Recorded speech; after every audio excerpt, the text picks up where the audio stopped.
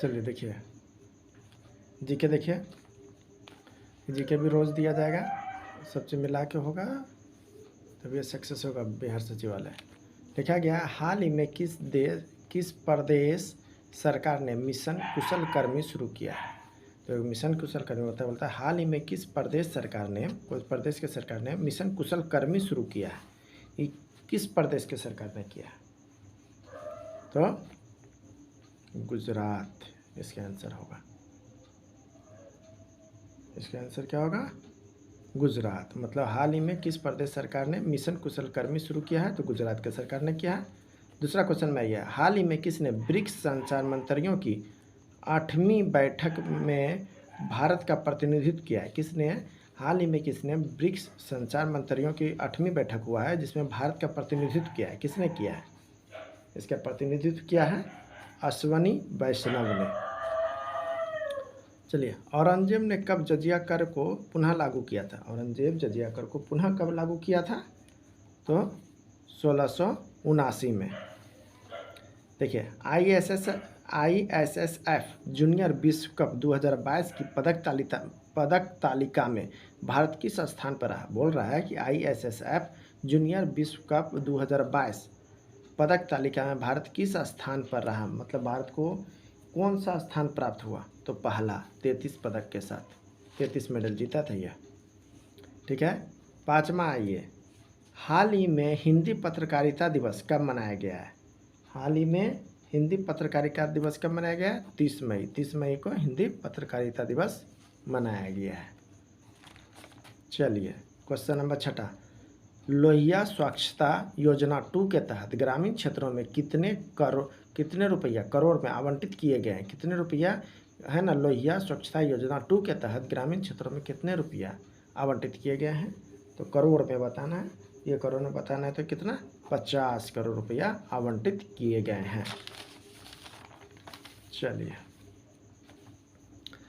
अब आते हैं क्वेश्चन नंबर 7। बोलता है लूनी नदी के संदर्भ में कौन सी सही है? तो लूनी नदी राजस्थान और गुजरात में है।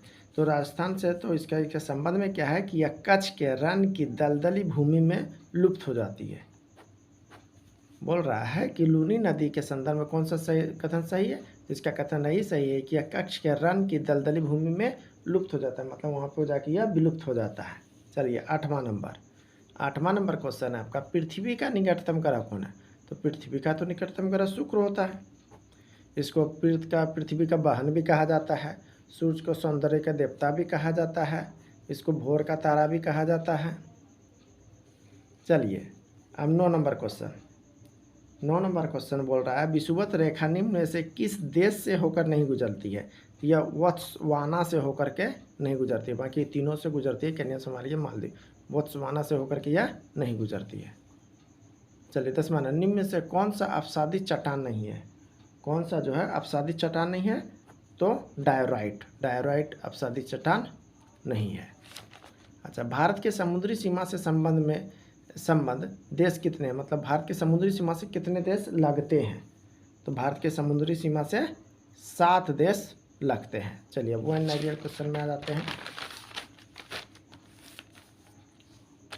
देखिए, 1 क्वेश्चन बोलता है किसके नेतृत्व में अरबों ने भारत में पहला आक्रमण किया था? या मोहम्मद बिन कासिम के नेतृत्व में भारत में पहला सफ़र, मोहम्मद बिन कासिम के नेतृत्व में अरबों ने भारत पर पहला आक्रमण किया था। उस समय अरब पे दाहिर का शासन था। 712 में यह आक्रमण किया था मोहम्मद बिन कासिम ने दाहिर पर।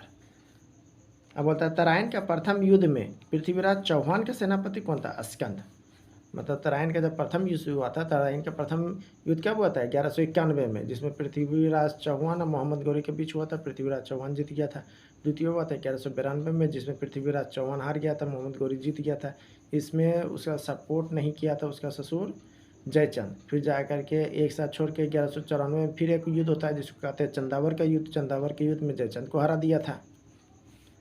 चलिए, 14 नंबर क्वेश्चन अब आ जाते हैं कि गुलाम वंश की स्थापना 1206 में किसने की थी? गुलाम वंश की स्थापना 1206 में कुतुबुद्दीन ऐबक ने किया था। कुतुबुद्दीन ऐबक कौन था? मोहम्मद गौरी का गुलाम था। जब मोहम्मद गौरी यहाँ से गया तो कुतुबुद्दीन को यहाँ का राज सौंप दिया।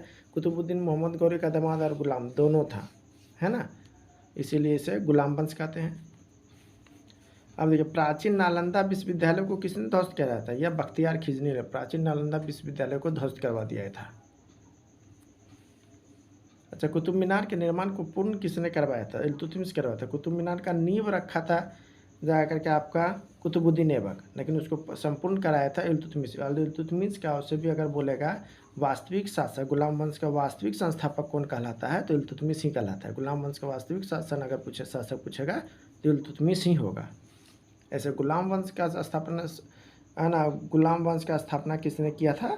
तब हो जाएगा आपका कुतुबुद्दीन ऐबक। अगर बोलेगा गुलाम वंश का वास्तविक शासक कौन था, संस्थापक कौन था, तब हो जाएगा इल्तुतमिश। चलिए 17 नंबर, राज दरबार में सिजदा एवं पैबोस प्रथा का शुरुआत किसने करवाई थी? यह बलबन ने करवाया था, है ना। आपको 40 सरदार को भी जो मरवाया था यह बलबन ने मरवाया था।